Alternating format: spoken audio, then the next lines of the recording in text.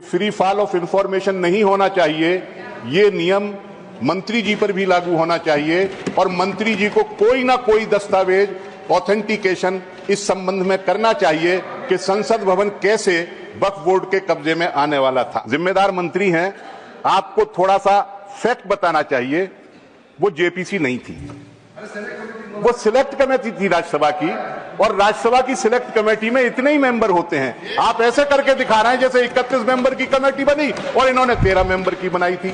और आपकी वक्फ की संपत्तियों का जरा उनका कैरेक्टर तो देखिए, वक्फ की जितनी जमीनें हैं उनमें से 60% तो लगभग कब्रिस्तानी है। अब कब्रिस्तान से कौन सी आमदनी होनी चाहिए थी जिसे आप जो है अल्पसंख्यकों के कल्याण पर खर्च करेंगे।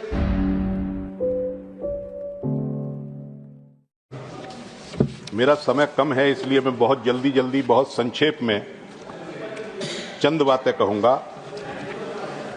माननीय मंत्री जी ने बताया कि करीब 1 करोड़ लोगों ने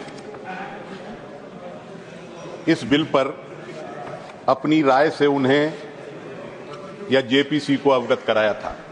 मैं एक अखबार में पढ़ रहा था कि करीब 2.5 करोड़ लोगों ने उस बिल पर अपनी राय दी थी, मंत्रालय को, जेपीसी को, और दूसरी जगह उन्होंने अपने प्रतिवेदन भेजे थे।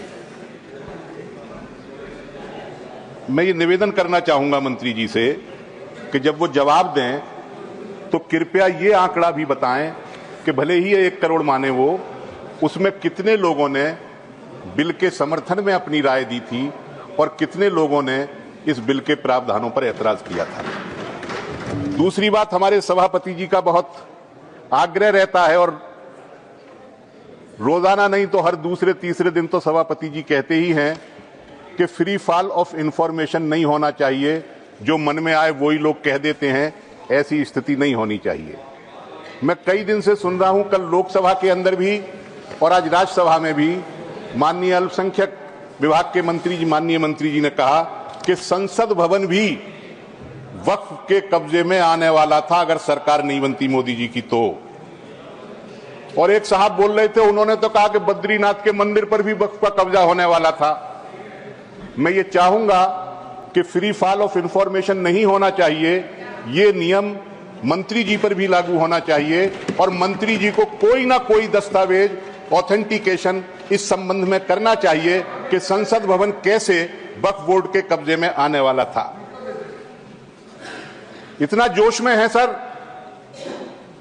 कल पास हो गया है लोकसभा में बिल, तो कहने लगे साहब हमने 31 मेंबर की कमेटी बनाई और 2011 में जो कमेटी बनी थी उसमें 13 ही मेंबर थे।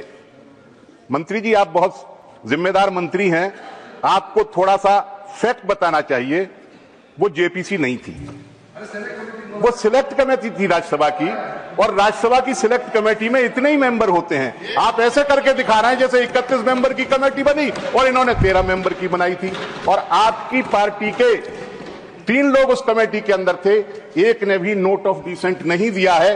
पूरी रिपोर्ट मेरे पास रखी है, अगर दिया हो तो बताइए।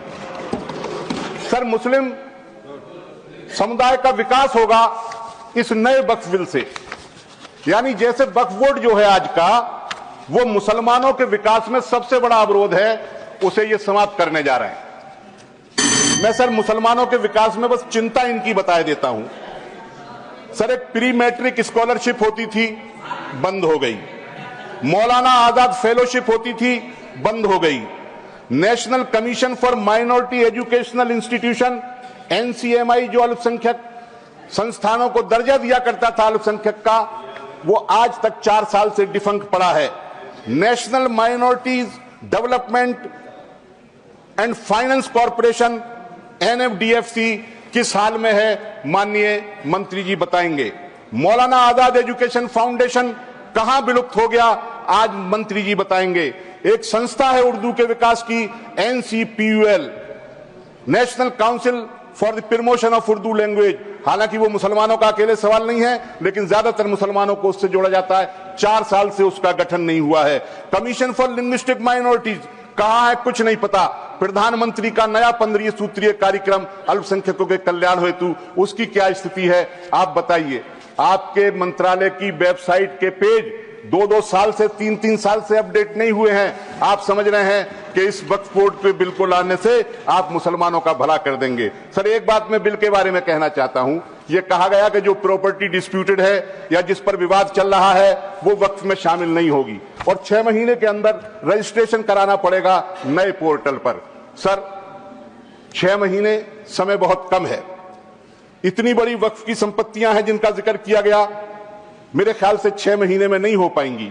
फिर बाद में डिस्प्यूटेड प्रॉपर्टी तो बिल्कुल नहीं हो पाएंगी। हमारे उत्तर प्रदेश की सरकार का यह कहना है कि उत्तर प्रदेश में वक्फ की जो संपत्तियां हैं उनमें से 78% सरकारी जमीन पर हैं। ये जेपीसी के सामने उत्तर प्रदेश की सरकार ने अपना पक्ष रखा था। यानी उत्तर प्रदेश की सरकार उत्तर प्रदेश के अंदर 78% वक्फ की संपत्तियों को डिस्प्यूटेड बना देगी तो उत्तर प्रदेश में कितनी वक्फ की संपत्तियां बचेंगी? ये उसको संरक्षण देने की बात कर रहे हैं। सर, आखिरी बात मैं ये कहना चाहता हूं कि बहुत ही जोर इस बात पर दिया जाता है कि इस वक्फ की जो संपत्ति है वो बहुत ज्यादा है और उससे आमदनी बहुत कम है। वक्फ की संपत्तियों का जरा उनका कैरेक्टर तो देखिए। वक्फ की जितनी जमीनें हैं उनमें से 60% तो लगभग कब्रिस्तानी है। अब कब्रिस्तान से कौन सी आमदनी होनी चाहिए थी जिसे आप जो है अल्पसंख्यकों के कल्याण पर खर्च करेंगे? वहां तो सिर्फ कब्र खोदने का एक कारोबार होता है। उस काम में भी आप माहिर हैं, मुसलमान उस काम को बहुत अच्छे तरीके से नहीं कर सकते। मैं आपसे ये कहना चाहता हूं सर, मेरी पार्टी इस वक्फ संशोधन विधेयक का विरोध